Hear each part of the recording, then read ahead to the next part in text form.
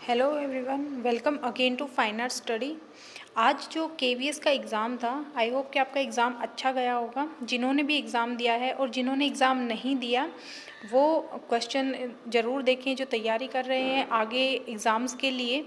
तो एक बार हम देख लेते हैं कि किस टाइप के क्वेश्चन आए थे। बात करें अगर हम जो अपना सब्जेक्ट का जो पेपर था, तो सब्जेक्ट के जो क्वेश्चन आए थे वो काफ़ी इजी थे। बहुत ही बेसिक क्वेश्चंस पूछे गए थे। ठीक है, राजस्थानी शैली से सबसे ज़्यादा क्वेश्चन पूछे गए थे, और राजस्थानी शैली और अजंता, ठीक है, आर्टिस्ट बहुत कम पूछे गए थे। तो यही टॉपिक जो है वो मेन थे। जो आर्किटेक्चर है उससे भी क्वेश्चन पूछे गए थे। और बात करें बाकी सब्जेक्ट्स की, तो जैसे हिंदी है, हिंदी भी काफ़ी अच्छी आई थी। करंट अफेयर जो जनरल अवेयरनेस है वो अगर रेगुलर हैं, बहुत जिन्होंने बहुत अच्छे से पढ़ाई की होगी तो उनके लिए ही अच्छी होगी, क्योंकि थोड़ा सा वो पोर्शन थोड़ा सा टफ बताया जा रहा है। और अगर हम रीजनिंग की बात करें, रीजनिंग काफ़ी अच्छी थी, इंग्लिश भी ठीक थी। ठीक है, तो जो क्वेश्चन मुझे कहीं से भी मिले तो वो क्वेश्चन मैं यहाँ आपके साथ शेयर कर रही हूँ। तो जिन्होंने एग्ज़ाम दिया है वो अच्छा है, जिन्होंने नहीं दिया तो वो भी एक बार क्वेश्चन पेपर को ज़रूर देखें। तो पहला क्वेश्चन जो है वो एक यहाँ पर है कि मरनासन जो राजकुमारी है वो अजंता की किस गुफा में है। तो ये नंबर जो 16 नंबर की जो गुफा है उसमें मरनासन राजकुमारी का चित्र हमें देखने को मिलता है। उसके बाद है कि माया देवी का जो चित्र है वो अजंता की किस गुफा में है। तो ये गुफा नंबर 2 में। गुफा नंबर 9 क्या है, मतलब उसमें ऑप्शन था कि चैत्य है, विहार है, इस टाइप से। तो जो हमारी 9 नंबर की गुफा है ये हमने पूरा पढ़ा हुआ है। ये सभी जो क्वेश्चन है ये सब हमारे पढ़े हुए हैं।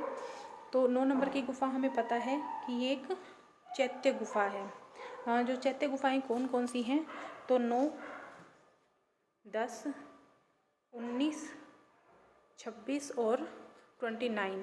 ठीक है, तो ये हमारी चैत्य गुफाएं हैं और ये सभी क्वेश्चन हमने पढ़े हुए हैं। उसके बाद है कि बागोरा नदी के उद्गम पर कौन सी गुफा है।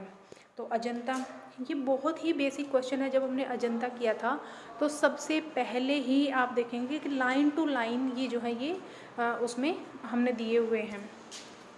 उसके बाद नेक्स्ट है कि राजस्थान में कौन सा पुरातात्विक स्थल है। तो 4 ऑप्शन थे, तो उनमें से जो कालीबंगा है वो राजस्थान में। उसके बाद है कि लोथल में कौन सा पुरातात्विक स्थल है, सॉरी लोथल में गुजरात में कौन सा पुरातात्विक स्थल है। तो वही 4 ऑप्शन थे, जिनमें से बाकी राजस्थानी शैली के कुछ नाम दे रखे थे और एक था लोथल। तो लोथल जो है वो इसका आंसर हो जाएगा। उसके बाद है कि सिंधु नदी का उद्गम स्थल कहाँ से है। तो इसके ऑप्शन थे कि अफ़गानिस्तान, पाकिस्तान, तिब्बत, और तो इस टाइप से कुछ इसके ऑप्शंस थे। तो इनमें से जो है वो तिब्बत, तो इसका राइट आंसर हो जाएगा। तिब्बत का जो मानसरोवर है वहाँ से यह नदी जो है वो इसका उद्गम स्थल है, या वहाँ से ये निकलती है। उसके बाद जो है एक क्वेश्चन था कि मातृ देवी किस माध्यम में बनी है। तो मातृ देवी जो है वो टेराकोटा में। और उसके बाद सिंधु घाटी सभ्यता का स्थल कौन सा नहीं है। तो कालीबंगा, हड़प्पा, लोथल, ये सभी सिंधु घाटी सभ्यता के स्थल हैं। जो कालीघाट है वो नहीं है, तो इसका ऑप्शन कालीघाट हो जाएगा। एक क्वेश्चन था कि मोहरे किससे बनी है। तो सिंधु घाटी सभ्यता की जो मोहरे थी वो स्टीटाइट से बनी हुई थी, ये हमने पढ़ा हुआ है। तो ये इसका राइट आंसर हो जाएगा। उसके बाद एक क्वेश्चन था कि मोहरों पर क्या अंकित था। तो इसके ऑप्शंस मुझे नहीं पता, ठीक है, तो ये आप देख लीजिएगा। ठीक है, अगर मुझे इसके ऑप्शन पता होता तो मैं इसका आंसर बता देती। तो शायद इसका लिपि आंसर होगा, लिपि कहें, या उसमें अगर पशु है, ठीक है, एक श्रृंगी बैल अगर उसमें दिया हुआ होगा तो वो हो सकता है। तो जिन्होंने भी एग्ज़ाम दिया है प्लीज़ ज़रूर बताइएगा। ठीक है, और इसके अलावा भी अगर आपको कुछ कोई क्वेश्चन पता है तो वो ज़रूर शेयर करें आप कमेंट बॉक्स में। उसके बाद देखिए कि नर्तकी की प्रतिमा किस विधि से बनी हुई है। ये हमने जब डांसिंग गर्ल किया था तब भी हमने पढ़ा था, और उसके बाद जब हमने जो लोस्ट वैक्स प्रोसेस जो हमने पढ़ा था उसमें भी हमने ये जो एग्ज़ाम्पल लिया था। ठीक है। तो जो नर्तकी की प्रतिमा है मोहनजोदड़ो से प्राप्त, वो किससे बनी हुई है? लोस्ट वैक्स कास्टिंग से।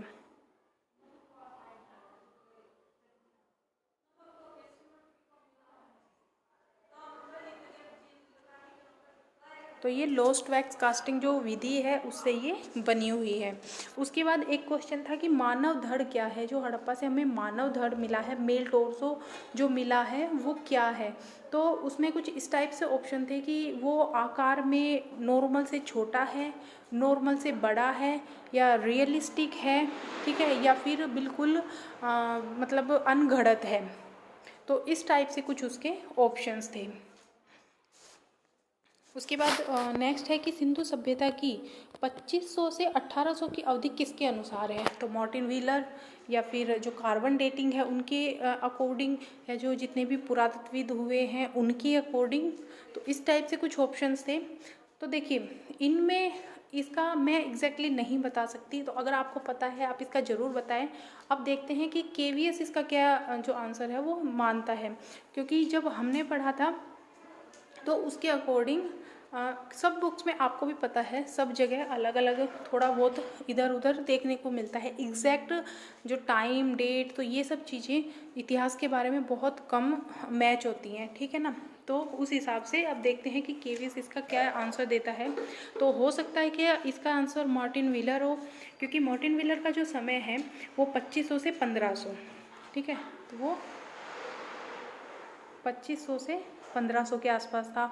और अगर हम कार्बन डेटिंग की बात करें तो वो 2300 से 1750 या फिर 1800 हम कह सकते हैं। तो इन दोनों में से इसका आंसर होना चाहिए। उसके बाद है कि गांधार किस धर्म से संबंधित था? तो ये बौद्ध धर्म से। अजंता की गुफाएं जो हैं वो उसमें किस धर्म से संबंधित चित्रण मिलता है? तो ये बौद्ध धर्म से संबंधित जो चित्रण है वो मिलता है। उसके बाद है कि लायन कैपिटल सारनाथ में, अच्छा ये क्वेश्चन सही लिखा हुआ नहीं है। इसका क्वेश्चन है कि जो लायन कैपिटल है सारनाथ में, उसमें जो फूल दिखाया गया है वो फूल कौन सा है या किसका फूल है वो? तो ये है कमल का फूल, ठीक है, लोटस फ्लावर। जब हमने पढ़ा था लायन कैपिटल तो उसमें जो उसके दिखाया गया है उसकी जो पंखुड़ियाँ हैं वो उल्टी दिखाई गई हैं, ये हमने पूरा डिटेल में पढ़ा था। उसके बाद है कि राजा रवि वर्मा ने अपने चित्रों को घर घर पहुंचाने के लिए कौन सी तकनीक अपनाई थी? मतलब उन्होंने जब ओलियोग्राफ का यूज़ स्टार्ट किया था, ठीक है, तो ये उसमें आंसर था।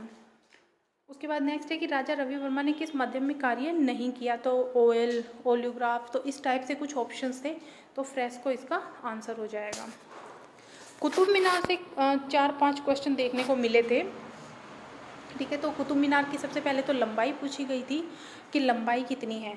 अब देखिए अगर आपको इसके ऑप्शंस पता है तो ज़रूर बताइएगा मुझे।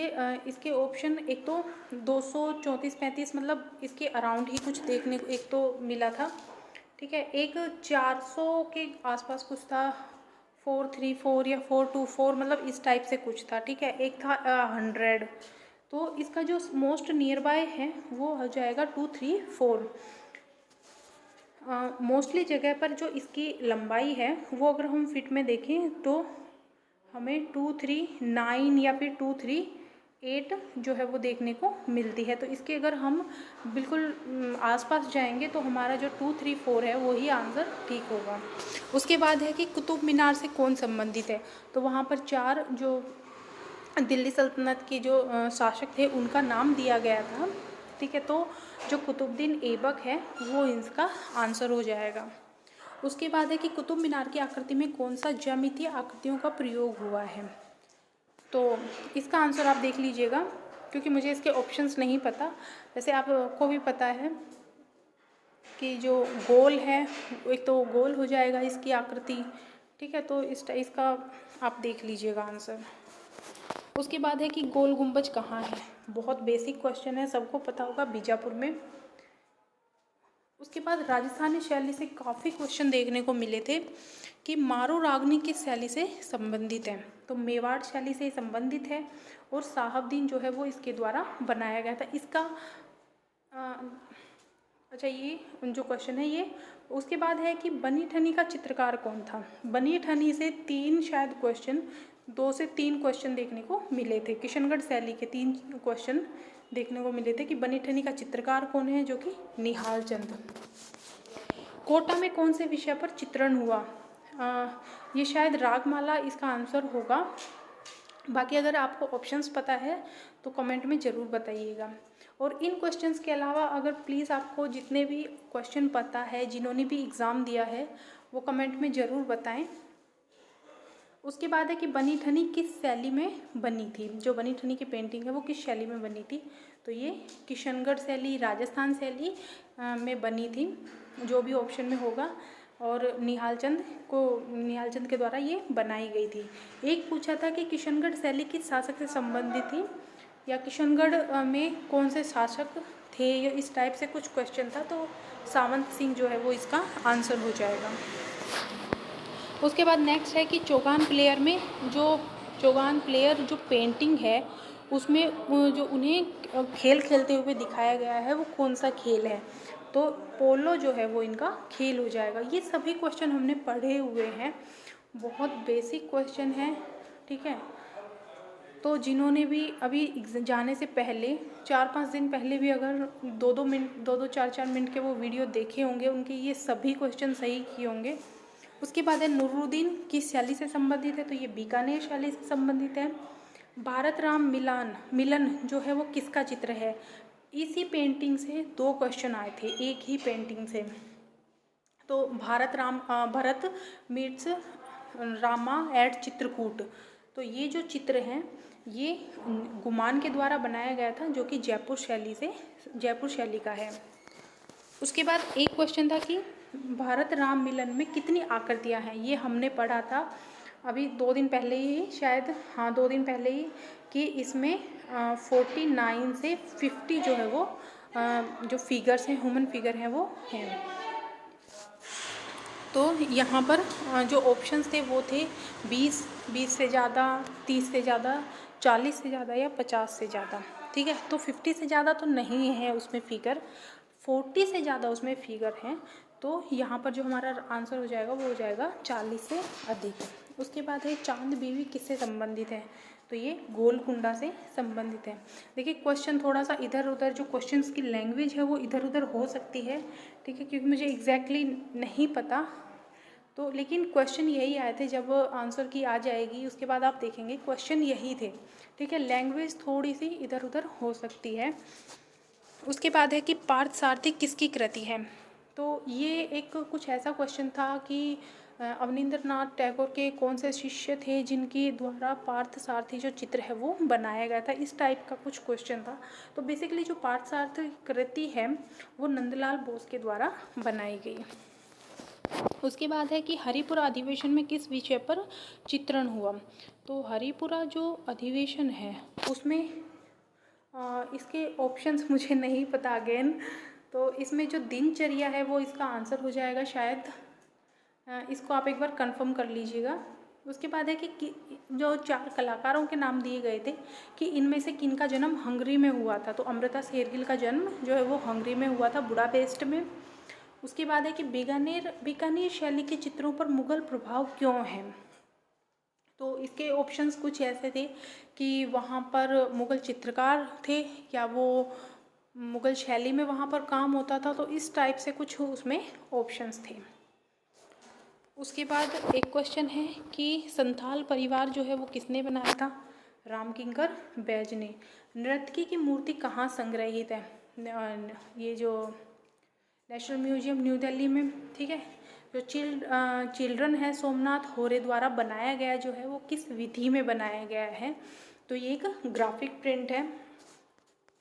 उसके बाद है कि चीनी यात्री किस धर्म के लिए तक्षशिला आया था? किस धर्म की शिक्षा के लिए वो तक्षशिला आया था? अगर इसमें नाम भी होगा, अगर जो यात्री था उसका, तो वो मुझे नहीं पता, लेकिन क्वेश्चन यही था। तो इसका आंसर हो जाएगा बौद्ध धर्म। तूतीनामा में किसका वर्णन किया गया है? तो तूतीनामा में जो है एक तोते का वर्णन किया गया है। उसके अलावा एक क्वेश्चन था कि अजंता में जो है वो किस धर्म का, जो धर्म से संबंधित जो चित्र हैं वो बने हैं? तो बौद्ध धर्म हो जाएगा, ठीक है। और उसके अलावा आप बताइएगा जो भी आपको क्वेश्चंस याद हैं। उसके अलावा देखिए 3-4 पेंटिंग्स दी गई थी। सबसे पहले तो एक ये पेंटिंग थी मारू रागिनी की, तो इसमें पूछा गया था कि ये कौन सी शैली से संबंधित है, तो ये राजस्थानी शैली से।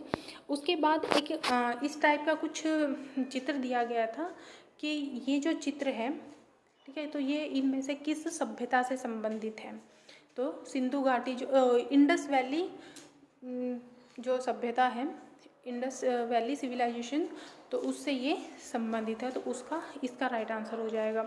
उसके बाद एक ये जो पिक्चर है वो दी गई थी कि इसमें जो ये यहाँ पर जो फ्लावर दिखाया गया है वो कौन सा है, तो ये हो जाएगा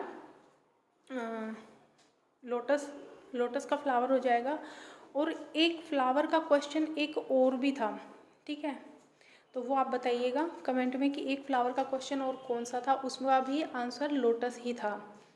किसी पेंटिंग का क्वेश्चन था जो कि लोटस उसका आंसर था। उसके बाद एक ये वाली जो चित्र है, ये वाला भी चित्र था, मुग़ल काल का ये चित्र है, ठीक है, बाज पक्षी मंसूर के द्वारा ये बनाया गया है। तो इसका क्वेश्चन मुझे नहीं पता क्या था, लेकिन ये पिक्चर आया था उसमें, ठीक है, ये जो चित्र है वो उसमें दिखाया गया था। तो आई होप कि आपको थोड़ा आइडिया लग गया होगा, ठीक है, कि हमारा जो क्वेश्चन है वो किस तरह का आया है, या जो करके आए हैं उन्हें ये पता लग गया होगा कि हमने कितने सही किए हैं, क्या चांस हैं हमारे। और जिन्होंने एग्ज़ाम नहीं दिया तो उनको भी थोड़ा सा आइडिया होगा कि किस टाइप का ये क्वेश्चन पेपर आया है, ठीक है। बाकी जितने क्वेश्चन आपको आते हैं तो आप कमेंट करके ज़रूर बताइएगा। Thank you.